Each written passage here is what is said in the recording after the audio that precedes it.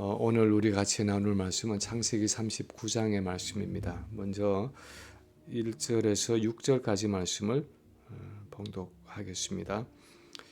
요셉이 이끌려 애굽에 내려가매 바로의 신하 진위대장 애굽 사람 보디발이 그를 그리로 데려간 이스마엘 사람의 손에서 요셉을 산이라. 여호와께서 요셉과 함께 하심으로 그가 형통한 자가 되어 그의 주인 애굽 사람의 집에 있으니 그의 주인이 여호와께서 그와 함께 하심을 보며 또 여호와께서 그의 범사에 형통하게 하심을 보았더라. 요셉이 그의 주인에게 은혜를 입어 섬김에 그가 요셉을 가정 총무로 삼고 자기의 소유를 다 그의 손에 위탁하니 그가 요셉에게 자기의 집과 그의 모든 소유물을 주관하게 한 때부터 여호와께서 요셉을 위하여 그 애굽 사람의 집에 복을 내리심으로 여호와의 복이 그의 집과 밭에 있는 모든 소유에 미친지라. 주인이 그의 소유를 다 요셉의 손에 위탁하고 자기가 먹는 음식 외에는 간섭하지 아니하였더라. 요셉은 용모가 빼어나고 아름다웠더라. 아멘. 19절에서 23절을 계속 읽습니다.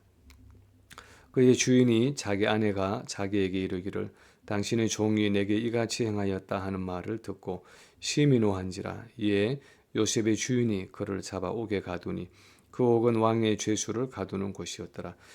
요셉이 옥에 갇혔으나 여호와께서 요셉과 함께 하시고 그에게 인자를 더하사 간수장에게 은혜를 받게 하시매 간수장이 옥중 죄수를 다 요셉의 손에 맡김으로 그 재반 사물을 요셉이 처리하고 간수장은 그의 손에 맡긴 것을 무엇이든지 살펴보지 아니하였으니 이는 여호와께서 요셉과 함께 하심이라. 여호와께서 그를 범사에 형통하게 하셨더라.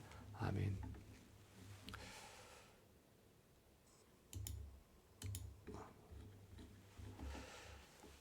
어느 미국 목사님의 쓴 책 중에 잘 되는 나라는 책이 있습니다. 잘 되는 나. 인터넷에서 그 책에 대한 소개를 찾아보니까 나는 오늘도 잘 될 것이다 하는 소제목 아래의 책을 이렇게 소개하고 있었습니다.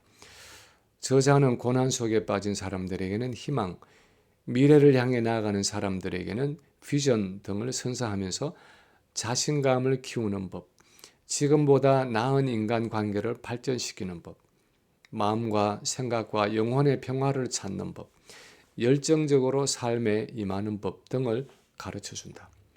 그리고 내적인 삶뿐 아니라 외적인 삶에서도 가장 좋은 삶을 살아가는 잘되는 내가 될 수 있도록 이끌어주고 있다.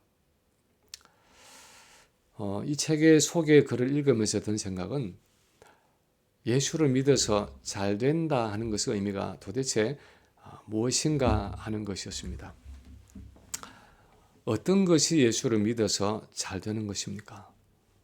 지금도 공산국가나 이슬람 국가에서는 예수를 믿어서 재산을 몰수당하고 사회적인 지위를 박탈당하고 가지고 있던 명예를 잃어버리고 사회적으로 불이익을 당하고 심지어 목숨을 잃는 경우까지 있는데 우리는 여전히 그들을 향해서 예수를 믿어서 잘 되었다, 예수를 믿어서 형통하게 되었다라고 말할 수 있을까요? 오늘 본문은 그리스도인의 형통함, 그리스도인의 성공이 무엇인가에 대해서 가르쳐주는 본문입니다. 본문 2절에 보면 요셉이 형통한 자가 되어서 그의 주인 애굽 사람의 집에 있었다라고 기록을 하고 있습니다. 영어 성경은 He became a prosperous man, 번성하는 사람이 되었다. 또는 He became a successful man, 성공하는 사람이 되었다 하고 번역을 하고 있는데 오늘 본문에서 말씀하고 있는 형통이나 번성이나 또는 성공이라는 것은 무엇을 의미하는 것입니까? 그 답을 얻기 위해서 오늘 본문에 나타나는 요셉의 형통함이 과연 어떤 것이었는지를 몇 가지 생각해 보기를 원합니다. 첫째, 요셉의 형통함은 무엇보다도 하나님의 임재로부터 왔다는 사실입니다. 요셉이 누렸던 이 형통함은 하나님의 임재에서 왔다 하는 사실입니다. 본문 2절에 보면 여호와께서 요셉과 함께 하심으로 그가 형통한 자가 되어라고 했습니다.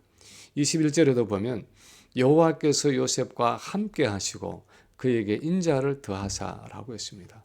23절에도 보면 이는 여호와께서 함께 하심이라 여호와께서 그를 범사에 형통하게 하셨더라 하고 기록하고 있습니다.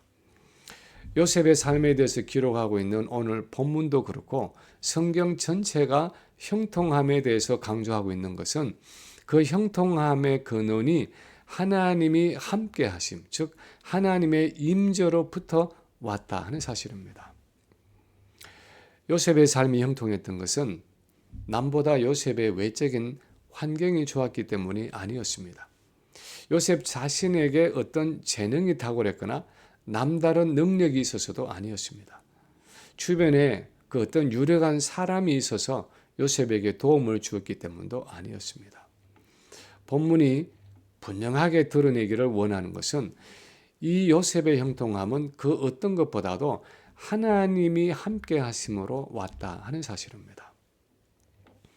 성경에서는 하나님의 임재를 적어도 두 가지의 다른 의미로 쓰고 있습니다. 첫째는 하나님은 어디에나 계신다 할 때 이 넓은 의미의 임재를 의미할 때가 있습니다. 예를 들어서 시편 139편에 보면 다윗이 이렇게 노래합니다. 내가 주의 영을 떠나 어디로 가며 주의 앞에서 어디로 피하리까? 내가 하늘에 올라갈지라도 거기 계시며 수월에 내 자리를 펼지라도 거기 계시니이다. 내가 새벽 날개를 치며 바다 끝에 가서 거주할지라도 거기서도 주의 손이 나를 인도하시며 주의 오른손이 나를 붙드시리이다. 여기서 말하는 하나님의 임재는 소위 하나님의 무소부재, 즉 안 계신 곳이 없는 하나님의 무한하신 성품을 의미하는 것입니다. 그런가 하면 둘째로 하나님이 나와 함께 하신다 할 때 하나님의 개인적이고 구체적인 임재를 의미할 때가 있습니다. 실제로 우리의 인격과 삶 속에 들어오셔서 우리와 친밀하게 교제하시고 우리의 삶에 구체적으로 영향을 미치시는 하나님의 특별한 임재를 의미할 때가 있습니다. 예를 들어서 다윗이 악령이 들어온 사울 왕을 위해 이 수금을 타기 위해서 오게 될 때 한 소년이 다윗에 대해서 이렇게 말한 적이 있습니다. 사무엘상 16장 18절에 보면 내가 베들레헴 사람 이새의 아들을 본즉 수금을 탈 줄 알고 용기와 무용과 구변이 있는 준수한 자라 여호와께서 그와 함께 계시더이다 하고 말합니다. 여기서 여호와께서 그와 함께 계시더이다 할 때의 하나님의 임재는 무소부재하신 어디에나 계시는 하나님의 임재를 말하는 것이 아니라 구체적으로 다윗의 삶 가운데 함께 거하시고 역사하시고 그와 친밀하게 교제하시는 하나님의 임재를 의미합니다. 이것은 또 하나님이 다윗과 함께 하셨을 뿐 아니라 다윗이 하나님과 동행하는 삶을 살았다는 것을 의미합니다. 함께 하시는 그 하나님을 다윗 자신이 인정하고 의지하고 그분과 함께 걸어가는 삶을 살았다 하는 하나님과의 그 동행의 의미가 포함되어 있는 것입니다. 오늘 본문에서 하나님이 요셉과 함께 하셨다 하는 의미는 이 두 번째 종류의 하나님의 임재를 의미하는 것입니다. 단순히 무소부재하신 하나님이 요셉과도 함께 계셨다 하는 의미가 아니라 요셉의 인격과 삶 속에 들어오셔서 구체적으로 그의 삶을 주관하시고 섭리하시는 하나님, 그 하나님의 존재를 요셉이 인정하고 교제하고 동행했다 하는 의미를 담고 있습니다. 요셉이 이런 인격적인 하나님과 교제했기 때문에 그의 매일의 삶에 하나님의 구체적이고 실제적인 임재가 있었다 하는 의미입니다. 성경은 성도의 형통을 이런 하나님의 임재의 결과로 정의하고 있습니다. 세상에서 일반적으로 생각하는 그냥 단순히 돈 많이 벌고 사업이 확장되고 높은 지위와 명예를 얻고 자녀들이 좋은 대학에 가고 보수가 좋은 안정된 직장을 얻는 것을 성경에서 형통이라고 부르지 않습니다. 사실은 하나님 없이도 얼마든지 그렇게 물질적으로 형통할 수 있습니다. 하나님 없이도 명예와 권세와 이 세상의 행복을 얼마든지 누릴 수 있습니다. 시편 73편에 보면 아삽은 하나님이 참으로 이스라엘 중 마음이 정결한 자에게 선을 행하시나 나는 그의 넘어질 뻔하였고 나의 걸음이 미끄러질 뻔하였으니 이는 내가 악인의 형통함을 보고 오만한 자를 질투하였음이로다 하고 고백하고 있습니다. 그들은 죽을 때에도 고통이 없고 그 힘이 강건하며 사람들이 당하는 고난이 그들에게는 없고 사람들이 당하는 재앙도 그들에게는 없도다 하고 말하면서 볼지어다 이들은 악인들이라도 항상 평안하고 재물은 더욱 불어나는도다. 내가 내 마음을 깨끗하게 하며 내 손을 씻어 무죄하다 한 것이 실로 헛되도다 하고 말하고 있습니다.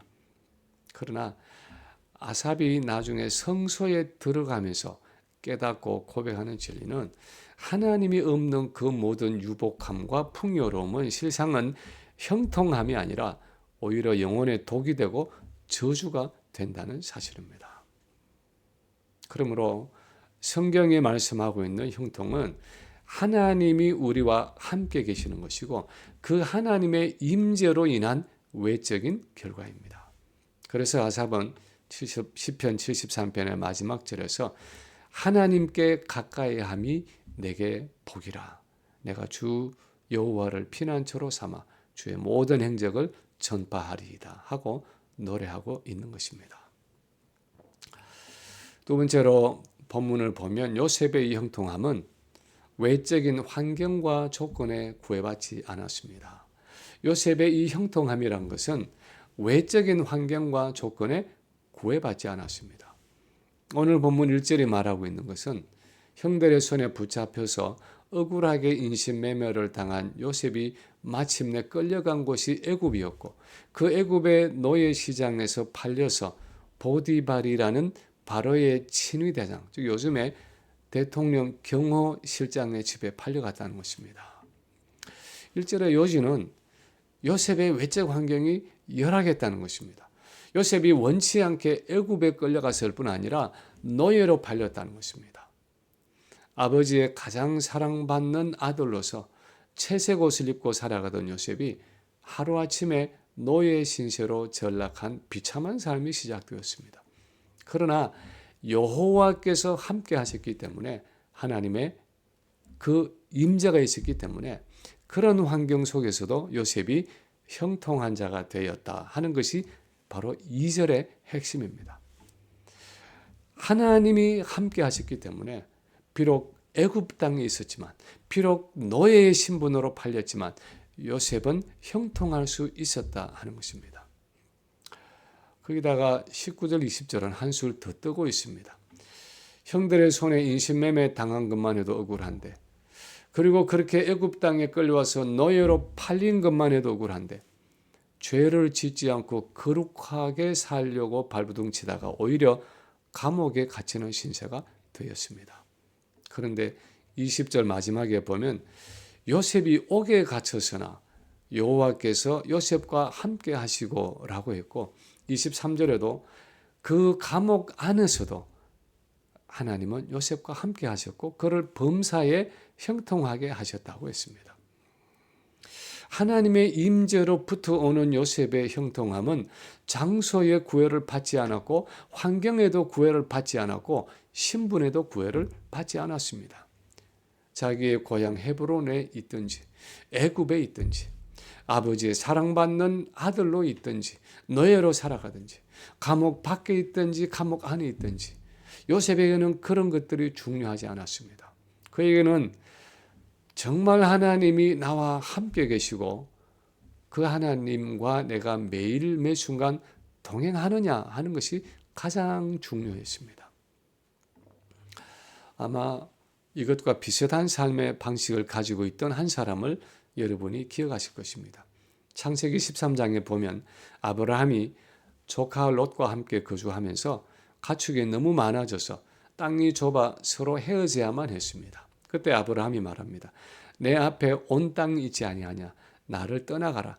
네가 좌하면 내가 우하고 네가 우하면 내가 좌하리라. 다시 말하면 네가 먼저 땅을 택해라. 네가 왼쪽을 택하면 내가 오른쪽을 택하고 네가 오른쪽을 택하면 내가 왼쪽을 택할 것이다 하는 말입니다. 삼촌이고 어른으로서 아브라함이 먼저 좋은 것을 택할 수도 있지 않았겠습니까? 그런데 아브라함은 조카 롯에게 우선권, 이 선택권을 주었습니다. 자기에게는 관계가 없다는 것입니다. 왜 그렇습니까? 나는 오른쪽을 택하든 왼쪽을 택하든 하나님이 함께 계시기 때문에 관계가 없다는 것입니다. 그 하나님의 임재로 인한 형통함이 내게 있기 때문에 하나님의 그 축복의 약속이 내게 있기 때문에 나는 어느 쪽을 택하든지 상관이 없다는 것입니다. 우리는 흔히 그렇게 생각합니다. 내가 형통하려면, 내가 복을 누리려면 꼭 이것을 또는 저것을 가져야 한다고 생각합니다. 그래야 내 삶이 형통할 수 있다고 생각합니다. 어떤 물질이나 건강이나 명예나 권세나 또는 어떤 사람이나 상황이나 우리는 우리의 형통함을 내 외적인 조건과 환경에 연결시켜서 생각을 합니다. 내 삶에 그런 것들이 충족이 되어야 내가 형통한 사람이 될 것이라고 생각합니다. 그러나 성경적인 의미의 형통은 그런 외적인 것과는 상관이 없다는 것입니다. 하나님이 나와 함께 계시고 내가 하나님과 동행하는 그 하나님의 임재가 내게 있으면, 하나님과의 그 친밀한 교제가 내게 있으면 나는 어디에서 무엇을 하든지 관계가 없다는 것입니다. 그래서 바울은 빌립보서 4장에서 이렇게 고백을 합니다. 어떠한 형편이든지 나는 자족하기를 배웠노니 나는 비천에 처할 줄도 알고 풍부에 처할 줄도 알아. 모든 일 곧 배 부름과 배 고픔과 풍부와 궁핍에 처할 줄 아는 일체의 비결을 배웠노라. 내게 능력 주시는 자 안에서 내가 모든 것을 할 수 있느니라. 무슨 뜻입니까? 바울은 비천에 처하든지 존귀한 중에 있든지 배가 고프든지 배가 부르든지 풍부하든지 궁핍하든지 그런 외적인 것들이 그렇게 중요하지 않다는 것입니다. 왜 그렇습니까? 내 능력의 근원이 되시는 하나님의 임재가 내 안에 있다는 것입니다. 그래서 내게 능력 주시는 그분 안에서 내가 모든 것을 감당할 수 있다는 것입니다. 가난할 수도 있고 병들 수도 있고 고생스러울 수도 있지만 나는 여전히 만족한다는 것입니다. 지난 수요일 인도의 어느 선교사님의 간증과 나눔을 들으면서 참 마음에 깊이 다가오는 것이 있었습니다. 기독교가 전체 인구의 0.3%밖에 되지 않는 그 강성 힌두교가 있는 인도라는 나라 자체가 참으로 선교가 어려운 나라인데 그 중에서 가장 어려운 지역으로 자기를 보내어 달라고 기도하고 지금 그런 열악한 지역에서 선교를 하고 있는데 마음속에 항상 기쁨을 잃지 않도록 기도해 달라고 부탁을 했습니다. 마음속에 하나님의 임재가 있으면 그 어떤 열악한 조건 속에서도 여전히 기쁨과 평안을 누리며 사역할 수 있다는 것입니다. 그것이 바로 성경적인 개념의 형통이고 요셉은 지금 하나님의 임재로부터 오는 그런 형통을 누리고 있는 것입니다. 세 번째로 오늘 본문이 또한 보여주는 것은 요셉에게 있어서 형통함은 그의 삶에 하나님의 목적과 계획이 이루어지는 것이었습니다. 요셉의 형통은 그의 삶에 하나님의 목적과 계획이 이루어지는 것이었습니다.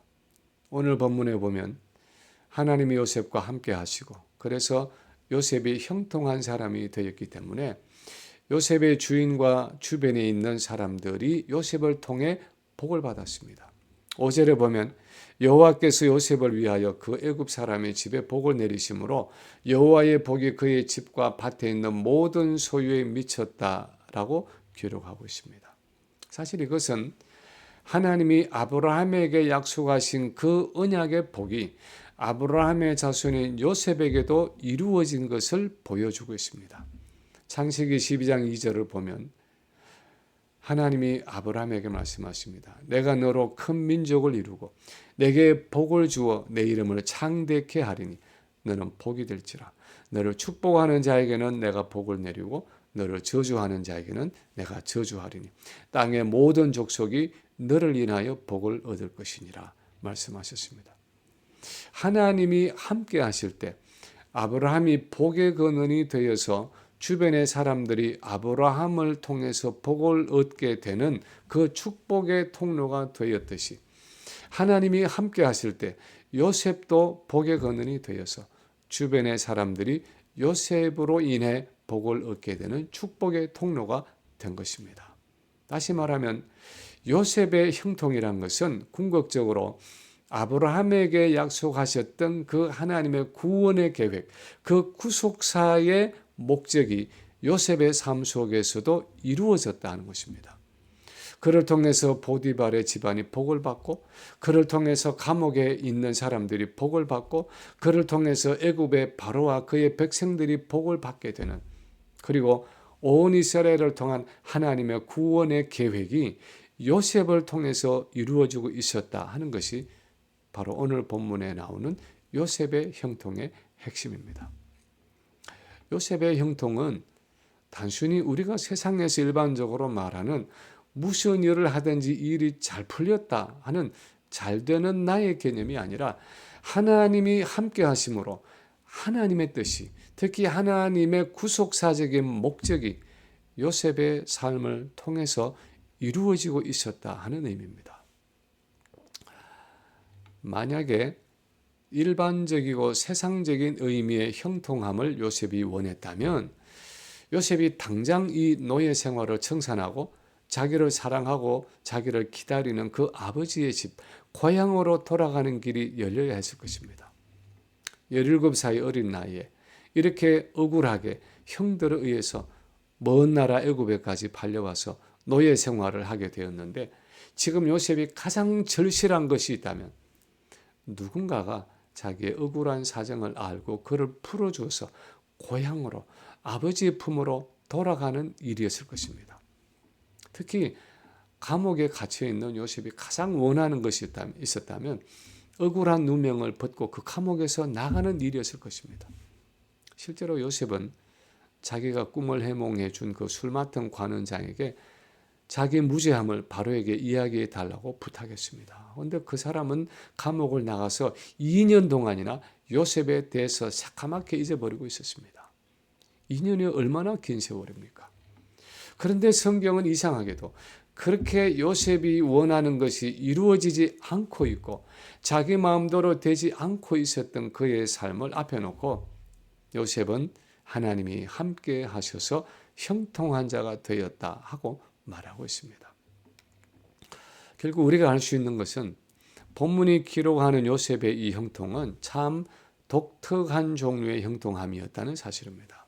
그것은 요셉의 모든 일이 자기가 원하는 대로 풀어진 형통함이 아니라 하나님이 원하시는 대로 요셉의 인생이 풀어진 형통함이었다는 것입니다. 요셉 자신이 원하는 것이 아니라 하나님의 뜻이 이루어지는 형통함이었습니다. 요셉의 삶을 통해서 아브라함에게 약속하신 하나님의 구원 계획이 이루어지고 있기 때문에 성경은 그것을 형통함이라고 부르고 있는 것입니다.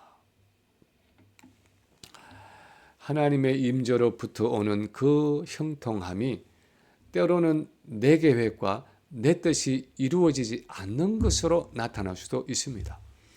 하나님이 나와 함께 하심에도 불구하고 내게는 여전히 실패와 고난과 좌절이 있을 수 있습니다. 그러나 그것을 통해서도 내가 아직 알지 못하는 하나님의 뜻이 이루어지고 하나님의 나라가 세워져 가고 있다면 그런 실패 같은 모습에도 불구하고 우리는 하나님의 임재로 인한 형통한 사람으로 이 땅을 살아가고 있는 것입니다. 내가 보기에는 내 개인이나 내 가정이나 내 직장이나 내 인생이 실패하고 있는 것 같고 하박국이 고백한 것처럼 내가 원하는 것이 전혀 없는 것 같아도 하나님은 내 삶 속에서 소리 없이 그분의 뜻을 이루어 가고 계시는 것입니다. 그래서 설사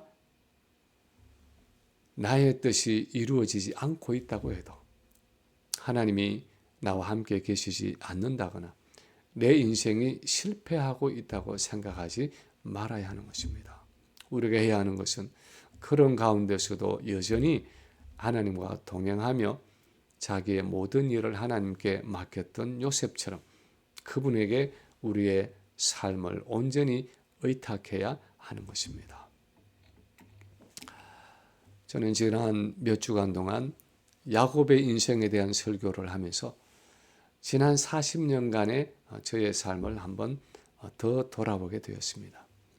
대학교 3학년 마지막에 나를 만나 주셨던 그 하나님, 내게 약속을 주셨고 또 내게 나의 서원을 받으셨던 그 베델의 하나님을 다시 한번 되돌아가서 회상해 볼 기회가 있었습니다.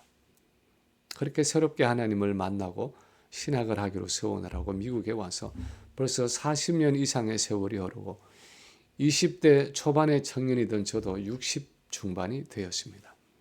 처음에는 유학생으로, 나중에는 이민자로 긴 세월이 흘러갔습니다. 그러면서 이 긴 세월을 보내오면서 결국 나는 형통한 사람으로 살아왔는가? 나는 지금 형통한 사람으로 살아가고 있는가 하는 질문을 해보게 되었습니다. 여러분은 지금 어떤 삶을 살아가고 있습니까? 오늘 본문의 요셉처럼 형통한 삶을 살아가고 있습니까? 우리의 삶에 하나님의 임재와 하나님과의 동행이 빠져 있으면 세상적인 기준으로 아무리 형통한 것처럼 보여도 우리 인생은 사실상 실패하고 있는 것입니다. 그러나 아무리 우리 삶이 열악하고 힘들어도 매일매일 하나님의 임재 속에서 하나님과 동행하고 있다면 우리는 지금 형통한 삶을 살고 있는 것입니다. 때로는 가난하기도 하고, 때로는 질병이 있기도 하고, 때로는 문제 속에 힘겹게 살아가도 내가 하나님과 동행하는 삶을 살고 있다면 우리는 형통한 자로 살아가고 있는 것입니다. 비록 내가 원하는 일들이 다 이루어지지 않고 있다고 해도, 내가 기도하는 일들이 아직 다 응답받지 못했다 해도 나는 여전히 형통한 자로 살아가고 있는 것입니다. 왜냐하면 지금 내가 하나님과 동행하고 있으면 나는 항상 하나님의 뜻 가운데 있고 나를 통해서 언젠가 하나님의 뜻과 계획이 온전하게 이루어질 것이기 때문입니다. 바라기는 우리가 어떤 상황 속에 있든지 언약 백성이 나와 함께 하시는 그 하나님의 임재 속에 가까이 동행함으로 요셉처럼 형통한 삶을 살아가는 모든 성도들 되시기를 주님의 이름으로 간절히 축원합니다.